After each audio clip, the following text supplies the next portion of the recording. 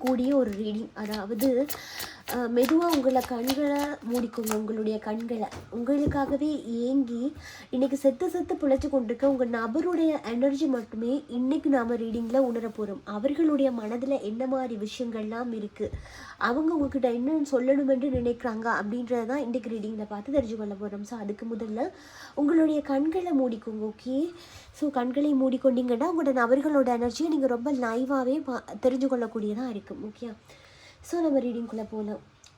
என் உயிரே, நீ இல்லாமல் நான் வாழ்ந்து கொண்டிருக்கேன். இந்த ஒவ்வொரு நொடியுமே நான் ஒரு மரண வேதனையில் தான் நின்று தவிச்சு கொண்டிருக்கேன். நான் உன்னை பிரிஞ்சு போனது நான் உனக்கு பண்ண ஒரு துரோகம் அப்படின்னு எனக்கு தெரியும். உன்னை உதிரி தள்ளினது என்னுடைய கௌரவம் குறைச்சலுக்கு நீ எதிராக இருப்ப அப்படின்னு உன்னை நான் உதிரி தள்ளினது தான் என்னுடைய வாழ்க்கையில் நான் பண்ண ஒரு பெரிய தப்பு. ஆனால் இன்றைக்கு நான் எந்த கௌரவத்துக்காக எந்த விஷயம் எனக்கு ஒரு கௌரவ குறைச்சலை ஏற்படுத்திடும் அப்படின்னு நினச்சி நான் உன்னை தூக்கி போட்டுட்டு போனேனோ அந்த கௌரவ குறைச்சல் தான் இன்றைக்கு என்னுடைய கழுத்தை பிடிச்சி நெரிச்சு கொண்டிருக்கு. அதாவது நீ இல்லாமல் இருக்கிற இந்த நொடிகளில் எனக்கு என்னுடைய கழுத்தில் ஏதோ ஒரு இருக்கப்பட்ட ஒரு நிலையை நான் பார்க்குறேன். அது மட்டும் இல்லாமல் என்னை சுற்றி இருக்கக்கூடிய எல்லா விஷயமுமே எனக்கு ரொம்ப நெகட்டிவாக தெரியுது. நீ இருக்கும்போது ஒரு சில விஷயங்கள் கூட நெகட்டிவாக இருந்த விஷயங்கள் கூட எனக்கு ரொம்ப பாசிட்டிவாக இருந்தது. நீ என்னை கைட் பண்ண, இப்படி பண்ணால் நல்லாயிருக்கும், அப்படி பண்ணால் நல்லாயிருக்கும், நிறைய கைடிங் கொடுத்து என்னை உன் கையை பிடிச்சி கூட்டி கொண்டு போனேன். ஆனால் இப்போ நான் வைக்கிற ஒவ்வொரு அடியுமே ரொம்பவே மர்மமாக இருக்கு. ஏன்னா ஆல்ரெடி நான் பெரிய ஒரு குழியில் விழுந்துட்டேன். அந்த குழியிலேருந்து எந்திரிக்கலாம் அப்படின்னு நினைக்கும் போது கூட நான் இங்கே எடுத்து வைக்கக்கூடிய ஒவ்வொரு ஸ்டெப்புமே எனக்கு இன்னும் மேலுமே ஒரு மன வேதனையை தரக்கூடியதாக இருக்குது. என்னுடைய சைடில் நான் ஒரு மரண வேதனையை அனுபவிச்சுட்ருக்கேன். நீ இல்லாத இந்த ஒரு இடத்துல நான் ஒரு செத்து போன ஒரு பிணத்தை மாதிரி தான் தவிச்சு கொண்டிருக்கேன். என்னுடைய சூழ்நிலையில் எனக்கு துணையாக யாருமே கிடையாது. எனக்கு துணையாக இருந்தவர்களையும் கூட நான் தள்ளி விட்டுட்டேன் அப்படின்ற மாதிரி இருக்குது. எனக்கு யார்கிட்டையாவது பேசுவோம், மனம் திறந்து பேசுவோம் அப்படின்னு போனாலுமே கூட அந்த இடத்துல நான் கேட்கக்கூடிய குரலுமே உன்னுடைய குரல்கள் மாதிரி இருக்குது. எனக்கு எந்த ஒரு நபர்கள்கிட்ட நான் நெருங்கினாலும் சரி, நீ எனக்கு கொடுத்த ஒரு ஆதரவையும் அன்பையும் எந்த ஒரு நபராலையுமே ஃபுல்ஃபில் பண்ண முடியலை. நீ இருந்த இடத்த எந்த ஒரு நபராலையுமே நிரப்ப முடியாமல் இருக்குது. அது மட்டும் இல்லாமல் மற்றவங்க பேசுகிறதெல்லாம் வெறும் பேச்சு, ஒரு இரைச்சல், ஒரு கத்துறது, ஒரு நெருகிற தன்மை உடையிறது மாதிரி தான் இருக்குது. எனக்கு அந்த உன்கிட்ட பேசும்போது எனக்கு கிடைச்ச அந்த கம்ஃபர்டபுளான அந்த விஷயம் இன்னுமே கிடைக்காதது எனக்கு இன்னுமே பெரிய மனவேதனையை க்ரியேட் பண்ணுது. எந்த ஒரு கட்டத்துலையுமே நான் முன்னோக்கி போகிறேன், நான் ஜாலியாக இருக்கேன், எனக்கான பாதையை பார்த்துட்டு போகிறேன் அப்படின்னு சொல்லவே முடியாது. ஏன்னா டோட்டலி நான் ப்ரோக்கன் ஆக்கி போயிட்டுருக்கேன். அது மட்டும் இல்லாமல் நான் தூங்கிய பல நாள்கள் ஆகுது, பல மாதங்கள் ஆகுது. நான் நிம்மதியாக ஒரு தூக்கங்கள் தூங்கி ஒவ்வொரு முறைகளை கண்ணை மூடும் போதும் நீ அந்த அழுத முகம்தான் எனக்கு ஞாபகம் வருது. நீ அழுதுட்டு பேசின ஒரு வார்த்தைகள் தான் ஞாபகம் வருது.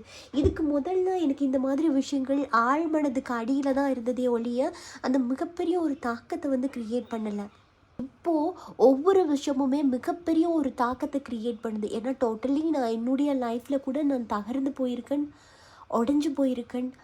எனக்கு துணையாக யாருமே இல்லைங்கிற ஒரு நிர்கதியான ஒரு இடத்துல தான் நான் நிற்கிறேன். எந்த கௌரவம் அப்படின்னு நான் பிடிச்சிட்டு போனனோ அந்த கௌரவமே இன்றைக்கு என்னைய கொஞ்சம் கொஞ்சமாக சாகடிச்சு கொண்டிருக்கு. நீ அந்த அழுது பேசின அந்த விஷயங்கள், உன்னுடைய முகம், இதெல்லாமே எனக்கு அந்த நிமிஷம்தான் இருந்ததே ஒழிய மிகப்பெரிய அழுத்தத்தை எனக்கு அப்போ கொடுக்கல. ஆனால் இப்போது நீ அந்த அழுத விஷயம், சொன்ன விஷயம், அது எல்லாமே எனக்கு மிகப்பெரிய ஒரு வருத்தத்தை கொடுக்குது, பெரிய மன அழுத்தத்தை கொடுக்குது. ஏதோ நான் என்னுடைய லைஃப்பில் ஒரு பெரிய பாவத்தை செஞ்சிட்டனோ ரொம்ப யோசிக்க வைக்குது. நான் பண்ண பாவத்துக்கு தான் இவ்வளோ பெரிய இருட்டு ஒரு நரகத்துக்குள்ளே நான் வாழ்ந்துட்டுருக்கணும் அப்படின்ற மாதிரி தோணுது. என்னை நானே தேர்த்தி கொள்கிறேன்னு ஒரு சில நேரம் என்ன நானே வதச்சு கொள்ளணும் போல் இருக்குது. எனக்கு நானே ஒரு தண்டனை கொடுத்து கொள்ளணும் போல் இருக்குது. ஏன் அப்படின்னா எனக்குன்னு ஒரு சந்தோஷமான விஷயம் எதுவுமே கிடையாது. எனக்குன்னு ஒரு அமைதியான சூழ்நிலை எதுவுமே கிடையாது. எல்லாமே பிரச்சனைக்குரியதாகவே இருக்குது. நிறைய பிரச்சனைகள் வருது. இந்த பிரச்சனைகளுக்கு காரணம் உனக்கு நான் பண்ண துரோகமாக தான் இருக்குமோ அப்படின்னு எனக்குமே ஒரு சில சந்தேகங்களுமே சேர்ந்து வருது. உனக்கு தெரியுமா, சில நேரங்களில் உன் வீட்டையே தான் நான் சுற்றி வரேன். நீ நினைக்கிற நான் உன்னை கண்டு கொள்ள மாட்டேன் அப்படின்னு. நிச்சயமாக அப்படி கிடையாது. நீ என்ன பண்ணுற ஏது பண்ணுறன்னு தான் நான் தேடிட்டு இருக்கேன். ஒவ்வொரு தரமும் உன் வீட்டையே தான் நான் சுற்றி வந்து கொண்டிருக்கேன். நீ நடமாடுற இடங்களில் ஒரு பைத்தியக்காரி போல் உன்னை பற்றின விஷயங்களை தான் தேடிட்டு இருக்க. உன்னைய நேரில் பார்க்கணும், நேரில் பார்த்து ஒரு சில விஷயத்த பேசணும் அப்படின்னு நினைக்கிறேன். ஆனால் உனக்கு பண்ண பாவங்கள் என்னால் அடுத்த ஸ்டெப் எடுத்து வைக்க பயமாக இருக்குது. மனதளவில் உன்னை பயங்கரமாக காயப்படுத்திட்டேன், நொறுக்கிட்டேன். இதுக்கப்புறம் எதுவுமே இல்லை அப்படிங்கிற ஒரு நம்பிக்கை துரோகத்தை கூட நான் பண்ணிட்டேன். இது எல்லாத்தையுமே பண்ணி முடிச்சுட்டு ஸோ இந்த இடத்துல அகெயின் நான் நிற்கிறேன் அப்படின்னா கூட அது எனக்கு ஒரு பயத்தை க்ரியேட் பண்ணுது. அந்த நிழலாக இருக்கக்கூடிய அந்த நினைவுகள் கூட எனக்கு ஒரு பயத்தை க்ரியேட் பண்ணுது. எனக்கு அந்தளவுக்கு தைரியம் இல்லை இப்போ உங்ககிட்ட கதைக்கிறதுக்கு, உன் முன்னாடி நிற்கிறதுக்கும், இந்த காதலில் உரிமை எனக்கு இருக்குது, எனக்கு திருப்பி கொடு அப்படின்னு கேட்குறதுக்கும் எனக்கு ரொம்ப பயமாக இருக்குது. எனக்கு தெரியுது நீ என்னை விட்டுட்டு ரொம்ப தூரம் போயிட்ட அப்படின்றத என்னால் உணரக்கூடியதாக இருக்குது. ஆனால் இந்த உன்னிடத்துல ஓடி எனக்காக உன்னை மாற்றிக்கோ, இல்லை உனக்காக நான் என்னையே மாற்றிக்கிறேன் அப்படின்ற ஒரு உறுதிமொழி என்னால் கொடுக்க முடியலதான். ஆனால் என்னுடைய ஆன்மாக்குள்ளே இருக்கிறதெல்லாம் ஒரு சில விதமான பயம்தான் இருந்து கொண்டிருக்கு. பேசணும் அப்படின்ற எண்ணம் இருக்குது. திருப்பி பேசுனா எங்கே நீ இன்னும் என்னை விட்டுட்டு தள்ளி போயிடுவியோ அப்படின்ற மாதிரி இருக்குது. நோ காண்டாக்ட் அப்படின்றதுல இருந்தாலுமே கூட இது ரொம்ப பெரிய சாபம் அப்படின்ற மாதிரி எனக்கு இங்கே ரொம்ப தோணிட்டு இருக்கு. நான் தவறான முடிவு எடுத்துட்டனோ, நான் தவறான திசையை நோக்கி போயிட்டனோ, உண்மைக்குமே அன்பு செலுத்தக்கூடிய, என் மேலே காதல் செலுத்தக்கூடிய, அதீதமான பாசத்தை கொட்டி தீர்க்கக்கூடிய ஒரு நபரை நான் மிஸ் பண்ணிட்டனோ அப்படின்றது எனக்கு இப்போ தான் புரிஞ்சு கொள்ளக்கூடியதாக இருக்குது. இல்லை வெளியிலேருந்து பார்க்க உனக்கு தெரியலை, நான் ரொம்ப சந்தோஷமாக என் ஃபேமிலி கூட ஜாலியாக இருக்கேன், என் வாழ்க்கையை பார்த்துட்டு போயிட்டேன். ஆனால் உனக்கு எங்கே தெரிய போகுது, மனசளவில் நான் சுக்குநூறாக நொறுங்கி போயிட்டு இருக்கேன். நீ இல்லாத ஒவ்வொரு தருணமும் நான் ஏங்கி கொண்டிருக்கேன் அப்படின்றது உனக்கு புரியுமா புரியாதான்னு எனக்கு தெரில. ஆனால் என்னுடைய சூழ்நிலை இந்த மாதிரி இருந்தாலுமே கூட என்னுடைய மனதுக்குள்ளே இருக்கக்கூடிய விஷயங்கள் எல்லாமே எதை நோக்கி இருக்குது அப்படின்னா, உன் கூட இருந்த அந்த அன்பான தருணங்களை நான் மிஸ் பண்ணிட்டேன், அதீதமான காதலை நான் மிஸ் பண்ணிட்டேன், என்னுடைய வாழ்க்கையை நான் தொலைச்சிட்டு இங்கே ஸ்டக்காகி ஒரு இடத்துல மாட்டிகிட்டு இருக்கேன் அப்படின்றத மட்டும்தான் இப்போதைக்கு என்னால் சொல்லக்கூடியதாக இருக்குது. ஏன்னா என்னுடைய வாழ்க்கை அப்படின்னு பார்த்தாலுமே உனக்கு நல்லாவே தெரியும், சந்தோஷம் அப்படின்றது ஒரு துளி கூட கிடையாது. நான் நிறைய ஏமாற்றங்களை சந்தித்த ஒரு நபர் அப்படின்றதுனால என்னமோ திருப்பி உங்ககிட்ட பேசுகிறதுக்கு ஒரு சில மனதளவில் எனக்கு ஒரு சில பயங்கள் இருக்குது. அந்த பயங்களே என்னால் முன்னோக்கி வர முடியாமல் பின்னோக்கியே என்னை நிறுத்தி வச்சு கொள்ளுது.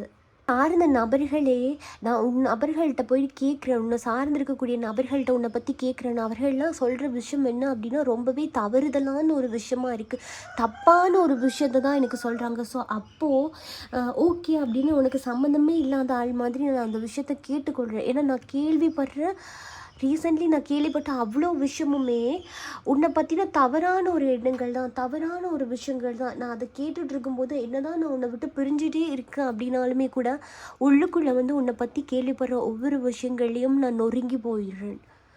மனதளவில் நான் நொறுங்கி தான் இருக்கேன். ஆனால் உன்னை பற்றி ஒரு குட் நியூஸ் கிடைக்கும் அப்படின்னு பார்த்தாலுமே கூட ரொம்ப தப்பான விஷயங்கள் தான் எனக்கு உன்னை பற்றி கிடைக்குது. அப்படிங்கும்போது மனதளவில் நான் இன்னுமே ரொம்ப ஒரு பாதிக்கிற தன்மைக்கு போயிடுறேன்.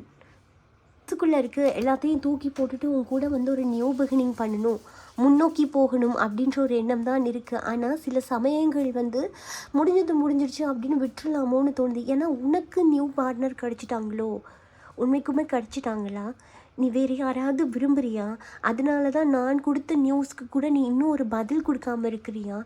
நான் ஆல்ரெடி என்னை பற்றின விஷயங்களை நான் உனக்கு சொல்லிட்டேன், உங்ககிட்ட இருந்த பதிலையுமே நான் எதிர்பார்த்து காத்துட்ருக்கேன். ஆனால் உன்னுடைய சைட்லேருந்து எனக்கு கிடைக்கக்கூடிய ஒவ்வொரு விஷயமுமே நெகட்டிவாக தான் இருக்குது.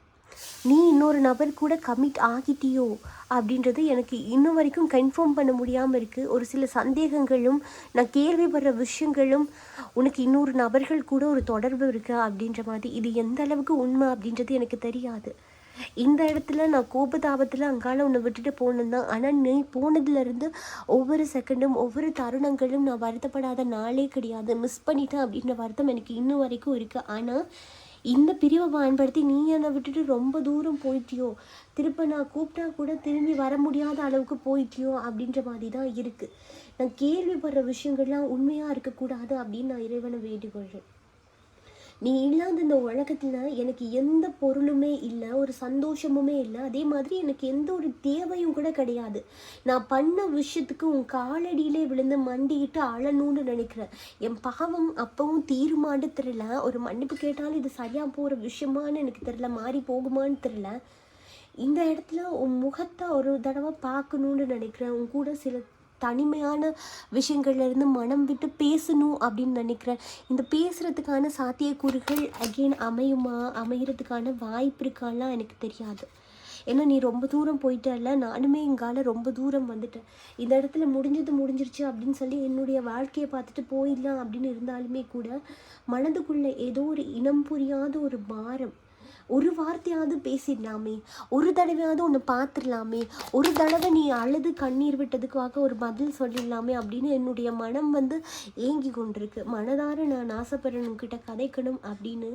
ஆனால் என்னால் முடியலை. உன் கூட இருக்கக்கூடிய நபர்கள் உன்னை தொடர்பு கொள்ளக்கூடாது அப்படின்னு எனக்கு சொல்கிறாங்க. உன் கூட இருக்க நபர்களே உனக்கும் எனக்குமான இருந்த ரிலேஷன்ஷிப் முடிஞ்சு போயிடுச்சு, இதுக்கப்புறம் தொந்தரவு பண்ண வேண்டாம், தயவு செஞ்சு விட்டுருங்க அப்படின்னு சொல்கிறாங்க. ஆனால் மனதளவில் இங்கே நான் என்ன நினைக்கிறேன் அப்படின்னா, என் மனசில் இருக்கக்கூடிய ஒரு சில விஷயத்தை மட்டும் நான் ஷேர் பண்ணிக்கொள்கிறேன் அப்படின்னு தான் ஆசைப்பட்றேன். ஆனால் உன் கூட இருக்கக்கூடிய நபர்கள் எனக்கு அது கூட ஹெல்ப் கூட பண்ணுறாங்கல்ல, உன்னுடைய ஃப்ரெண்ட்ஸ், உன்னை சார்ந்து இருக்கக்கூடிய நபர்கள் ஒரு ஹெல்ப் கூட பண்ணுறாங்கல்ல, ஓகே அப்படின்னு அக்செப்ட் பண்ணிக்கொள்கிறாங்களோ இல்லை அப்படிங்கும்போது தான் எனக்கு இன்னுமே மனவேதனை பயங்கரமாக அதிகமாகுது. எந்த திசையை நோக்கி ஓடி எந்த பக்கத்தால் என்னுடைய காதலை இந்த இடத்துல நான் நிரூபித்து கொள்ளுவேன் அப்படின்றது எனக்கு தெரியல. தெரியும் எனக்கு துளி கூட இருக்கும்போதே துரோகம் பண்ணாமல் இருந்த நபர் இப்போ ஏன் நீ இப்படி மாறிட்ட அப்படின்றது தான் எனக்கு சுத்தமாக தெரில. அப்போ நான் கேள்விப்படக்கூடிய விஷயங்கள்லாம் பொய்யா உண்மையா அப்படின்றதும் எனக்கு தெரில. ஆல்ரெடி உனக்கு தெரியும், உனக்கும் எனக்கும் பிரிவு அப்படின்னு வந்ததே இந்த ஒரு ப்ராப்ளத்தினால தான். அகெயின் இந்த ப்ராப்ளம் ஸ்டார்ட் ஆகும்போது எனக்கு ரொம்ப மனதுக்கு ரொம்ப வருத்தமாக இருக்குது. நீ திரும்பவும் இதையே தான் பண்ணிகிட்ருக்கியா அப்படின்றது. என் மேலே தவறு இருக்கலாம், அந்த தவறை நீ திருத்தி கொள்றதுக்கு ஒரு தடவையாவது நீ ஒரு டைம் கொடுத்தா அப்படின்னா தானே அது சாத்தியமாகும். நீ எனக்கான டைமே கொடுக்கல, எனக்கான ஒரு ஸ்பேஸே கொடுக்கல அப்படிங்கும்போது எப்படி என்னால் இந்த விஷயங்களை சரிப்படுத்திட்டு வர முடியும்? நீ ரொம்ப தூரம் என்னை விட்டு போயிட்டுருக்கியோ அப்படின்ற மாதிரி எனக்கு தோணுது. மனதளவில் நான் புரோக்கன், உன்னையுமே நான் புரோக்கன் ஆக விடணும்னு நான் விரும்பலை, அவங்ககிட்ட சேரணும்னு தான் ஆசைப்படுறேன். ஆனால் உன் மனசில் என்ன மாதிரி விஷயங்கள் இருக்குது அப்படின்றது எனக்கு சுத்தமாக புரியவே மாட்டேடுது அப்படின்றாங்க. உங்களுடைய பார்ட்னர், ஓகே, ஸோ மெதுவாக நீங்கள் கண்ணை திறக்கலாம். உங்களுடைய பார்ட்னர்லாம் ஒரு நரக வேதனையை அனுபவிச்சு கொண்டிருக்க மாதிரி இருக்குது. அதாவது எஸ் அப்படின்னு முடிவெடுத்துட்டு உங்கள் கூட வர முடியலை, அதே மாதிரி நோ அப்படின்னு உங்களை விட்டுட்டு ஒரு மன்னிப்பு கேட்டுட்டு போகவும் முடியலை. அந்த நபர்கள் ஏதோ ஒரு விஷயத்தை உங்ககிட்ட உணர்றாங்க, ஆசைப்படுறாங்க. மேபி இந்த இடத்துல நியூ பிகினிங் பண்ணணும் அப்படின்ற ஒரு ஆசையாக கூட இருக்கிறதுக்கான வாய்ப்பு இந்த இடத்துல ரொம்பவே இருக்குது. கடந்த வீடியோலலாம் நிறைய பேருக்கு பலன் கிடச்சிருந்தது, ஓகே. ஏன்னா குட்டி குட்டி பிளாக்கேஜஸ் தான் இங்கே ரொம்ப அதிகமாக இருக்குது. அதனால தான் உங்கள் நபர்கள் பேசாமல் அங்கால தள்ளி நிற்கிறாங்க. கடந்த வீடியோ அப்படின்னு பார்த்துட்டாலுமே நிறைய பாசிட்டிவ் விஷயங்கள் நிறைய நபர்களுக்கு கிடைச்சிது, ஓகே. ஸோ அது என்னென்ன விஷயம் அப்படின்றத பிறகு சொல்கிறேன். உங்களுக்கான ஒரு விஷயத்தையும் நான் சொல்கிறேன். ஸோ இப்போது உங்கள் நபர்கள் திரும்பி வரணும் அப்படின்னு ஆசைப்படக்கூடிய நபர்களாக இருக்கீங்க. அந்த ப்ளோக்கேஜஸ் தடைகள்லாம் நிவர்த்தி ஆகணும், அந்த நபர்களுக்காக நான் காத்துட்ருக்கேன் அப்படின்னு நினைக்கக்கூடிய நபர்களாக இருந்தீங்க அப்படின்னா கண்டிப்பாக இந்த விஷயத்த நீங்கள் கமெண்ட்டில் பண்ணுங்கள். 11 அப்படின்னு போட்டுட்டு உன்னுடைய தவிப்பை நான் உணர்றேன், திரும்பி வந்துவிடு, நான் உன்னை முழுமையாக மன்னிச்சிட்டேன் அப்படின்ற ஒரு விஷயத்த மட்டும் கமெண்ட்டில் பதிவிடுங்க. உங்களுடைய நபர்களுடைய பேர்களை நீங்கள் சேர்த்திங்க அப்படின்னாலுமே ஓகே தான். உங்களுடைய பேரும் உங்கள் நபர்களுடைய பேரையும் சேர்த்து நீங்கள் அந்த விஷயத்த போட்டிங்கன்னாலுமே ஓகே. ஆனால் இதில் ஒரு பிரச்சனை இருக்குது. சப்ஸ்கிரைப் பண்ணுறீங்க, நிறைய பேர் சப்ஸ்கிரைப் பண்ணிவிட்டு அந்த மெத்தட் சக்ஸஸ் ஆகுது. ஒரு சில பேர் தான் அதுக்கான ரிவ்யூ கொடுத்துட்டாவது போகிறீங்க, ஒரு சில பேர் கொடுக்குறீங்களே இல்லை, சும்மா சக்ஸஸ் ஆச்சு அப்படின்னு வாட்ஸ்அப்பில் சொல்லிவிட்டு தேங்க்யூ சொல்லிவிட்டு அதுக்கப்புறம் சப்ஸ்கிரைப் பண்ணாமல் அங்காலிருந்து நீங்கி போகிறீங்க. இந்த மாதிரி கேரக்டர் உள்ள நபர்கள் ஒரு தடவை உள்ளுக்க வந்துட்டு சப்ஸ்கிரைப் பண்ணிவிட்டு நீங்கள் அந்த பரிகாரத்துலேயும் சரி எங்களுடைய ப்ரேயர்ஸ்லேயும் உங்களோட நேமை கொடுத்துட்டு திரும்ப அன்சப்ஸ்கிரைப் பண்ணிவிட்டு நீங்கள் வெளியே போகிறீங்க. திரும்ப வெளியே போயிட்டு திரும்ப அகெயின் இன்னொரு விஷயத்துக்காக நான் உள்ளே வரேன், இதுலேயே நேமை ஆட் பண்ணி கொள்ளுங்க அப்படின்னு நீங்கள் கொடுக்குறீங்க அப்படின்னா அந்த நபர்களுடைய பேர் எல்லாமே நம்ம நோட் பண்ணிட்டோம். இதுக்கு பிறகு சப்ஸ்கிரைப் பண்ணிவிட்டு நீங்கள் உங்களுடைய பிரார்த்தனைகளில் இணைஞ்சிட்டு அதுக்கு பிறகு நீங்கள் வெளியில் போயிட்டு இது வேண்டாம் அப்படின்னு அன்ஃபாலோ பண்ணிவிட்டு அன்சப்ஸ்கிரைப் பண்ணிவிட்டு நீங்கள் வெளியே போயிட்டு திரும்ப உள்ளுக்கு வந்து சப்ஸ்கிரைப் பண்ணிவிட்டு நீங்கள் கமெண்ட்டில் உங்களுடைய பேர்களை சேர்த்துக்கோங்க அப்படின்னு சொன்னீங்கன்னா அந்த மாதிரி நபர்களுடைய பேர் நிரந்தரமாக நீக்கப்படும். நீங்கள் சப்ஸ்கிரைப் பண்ணிட்டு இருந்தாலுமே நான் உங்களுடைய பேரை வந்து ஆட் பண்ணி கொள்ள மாட்டேன். அதனால் சப்ஸ்கிரைப் பண்ணிவிட்டு உள்ளுக்க வந்துட்டீங்க, எங்களுடைய ப்ரேயரில் ஆட் பண்ணி கொண்டுட்டீங்க, பிரபஞ்சமொழி குடும்பத்தில் ஒருத்தராக நபராக நீங்கள் இணைஞ்சிட்டீங்க அப்படின்னா தொடர்ந்துமே நீங்கள் இணைஞ்சு கொண்டே இருங்க. இப்போ பெரிய பிளாக்கேஜஸ் எல்லாம் இருக்குது அப்படின்னா அது கொஞ்சமாக நிவர்த்தி ஆகும் இந்த கூட்டு பிரார்த்தனையில். ஓகே, ஸோ லாஸ்ட் டைம் போட்ட வீடியோவில் அவ்வளோ பாசிட்டிவ் விஷயம், அப்படியே சந்தோஷம் மழையே பொழிஞ்சிருந்தீங்க. ஏன்னா லாஸ்ட்டாக நான் சொன்ன மிராக்கள் பரிகாரத்துக்கு கண்டிப்பாக ஒரு கட்டணம் அப்படின்னு நான் நியமிச்சிருந்திருந்தோம். அதுக்கு காரணம் என்ன அப்படின்னா தவறான விஷயங்கள், நல்ல விஷயங்கள் தவறான மனிதரோட கைகளுக்கு போயிடக்கூடாது, தப்பாக யாரும் யூஸ் பண்ணிடக்கூடாது அப்படின்னு. அந்த விஷயத்த சரியாக யூஸ் பண்ணி சக்ஸஸ் ஆகின மலர்மதி. முதல்ல எனக்கு கொஞ்சம் தயக்கமாக இருந்தது. ஆனால் மேம் மேலே இருந்த நம்பிக்கையில் சேர்ந்து இப்போது எனக்கு ஒரு தெளிவான ஒரு தீர்வு கிடச்சிருக்கு. எனக்காக வாழ்த்துக்களையும் நம்பிக்கைகளையும் தந்த அனைத்து உறவுகளுக்குமே நன்றி அப்படின்னு ஒரு விஷயத்தை அவங்க தெரிவிச்சிருக்காங்க. இதுக்கு காரணம் கண்டிப்பாக ஒவ்வொருத்தருக்கும் வாழ்த்துக்கள் சொல்லுங்கள் அப்படின்னு நான் சொன்னதுக்கான மெயின் ரீசன் இதுதான்.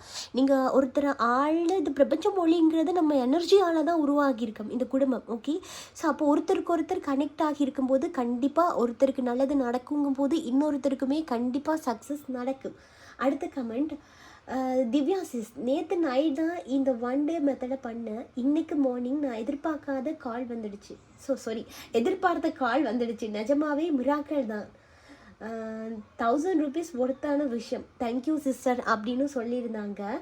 அடுத்த கமெண்ட் வந்து பாக்கியலட்சுமி பாலமுருகன், கடவுளே என் கணவர் என்னிடம் கொண்டு வந்து சேர்த்து பிரபஞ்சத்திற்கும் நன்றி, 3 கோடி தேவர்களுக்கும் நன்றி, எனக்காக பிரார்த்தனை செய்த மேடம்க்கும் நன்றி அப்படின்னு போட்டிருந்தாங்க. நிஜமாவே நான் அந்த வாழ்த்துக்கள் தெரிவிங்க, அந்த கமெண்ட்டை போடுங்க அப்படின்னு சொல்கிறது சாதாரண ஒரு கமெண்ட் மேட்டர் கிடையாது.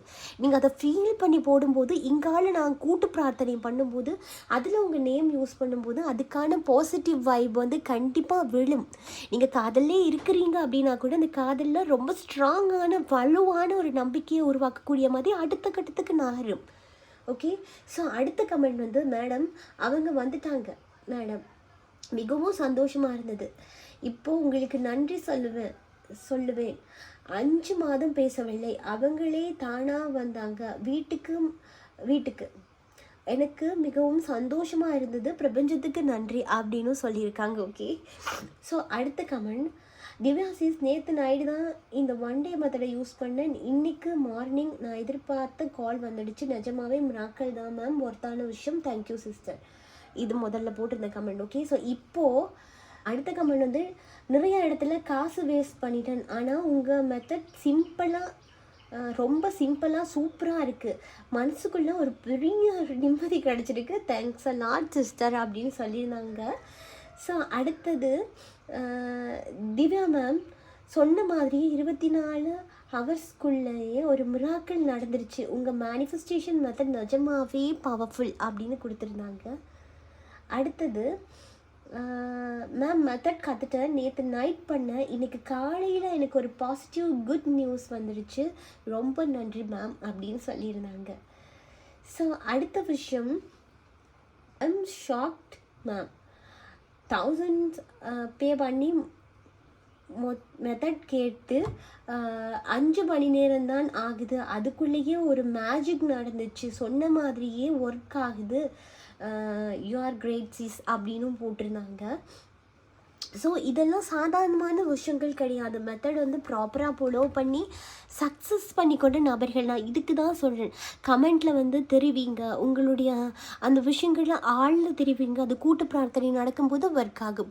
அப்போ அந்த கூட்டு பிரார்த்தனையில் இணைச்சு கொள்கிற அந்த கமெண்ட் பண்ணுறவங்க நபர்கள்லாம் நான் இணைச்சு கொள்வேன். அவங்க முதல்ல எங்களுடைய சப்ஸ்கிரைபராக இருக்கணும். ஓகே, சப்ஸ்கிரைப் பண்ணிவிட்டு நீங்கள் ஒன் சைட் வெளியே போயிட்டு திருப்ப வர்றீங்க அப்படின்னா கமெண்ட் பண்ணாலுமே நான் உங்களை வந்து பிரபஞ்ச மொழி குடும்பத்தில் ஒரு நபராக நான் பிணைச்சு கொள்ள மாட்டேன் அப்படின்றதுனால சப்ஸ்கிரைப் பண்ணிட்டு இருக்கீங்க அப்படின்னா நிலைச்சிருங்க, தொடர்ந்துமே இணைஞ்சிருங்க. உங்களுக்குமே இந்த மாதிரி பாசிட்டிவ் விஷயங்கள் நடக்கும் மட்டும் உண்டு.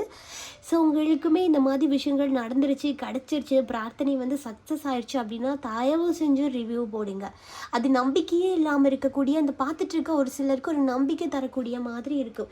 நிறைய பேர் வந்து சொல்கிறீங்க, பட் அது ஒரு ஜஸ்ட் ஒரு மெசேஜாக வாட்ஸ்அப்பில் போட்டுட்டு போயிடுறீங்க. ஸோ அப்படி பண்ணாதீங்க, கமெண்ட்லேயே தெரிவிங்க. ஓகே.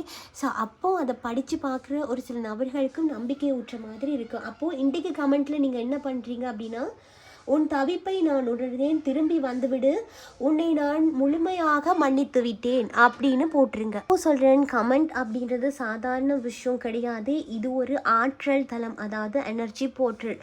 இந்த பிரபஞ்ச மொழி எனர்ஜி தளத்துக்குள்ளே நீங்கள் வந்துட்டீங்க அப்படின்னா கண்டிப்பாக இதே மாதிரி சக்ஸஸ் ஸ்டோரியும் உங்களோட லைஃப்லேயே நடக்கிறதுக்கான வாய்ப்பு 100% இருக்குது. ஸோ அதனால தொடர்ந்துமே இருங்க. உங்களுடைய அந்த கமெண்ட்டை வந்து மனதார ஃபீல் பண்ணி நீங்கள் போடுங்க. அப்போது கோடிக்கணக்கானோரோட பாசிட்டிவ் எனர்ஜி அப்படியே இணையும் போதே உங்களுடைய வேண்டுதல் வந்து சாதாரணமாக டக்குன்னு நடக்கிறதுக்கான வாய்ப்பு இருக்குது. அப்படின்றதுனால இந்த ஒரு அற்புதமான ஒரு வழியை வந்து மிஸ் பண்ணிடாதீங்க. பிரபஞ்சத்திட்ட நீங்கள் என்னத்தை கொடுக்குறீங்களோ கண்டிப்பாக அது பிரபஞ்சம் திருப்பி கொடுக்கும். அப்படிங்கும்போது பிரபஞ்ச மொழிங்கிறது இப்போவுமே திரும்பவுமே சொல்கிறேன், ஒரு ஆற்றல் தளம். ஓகே.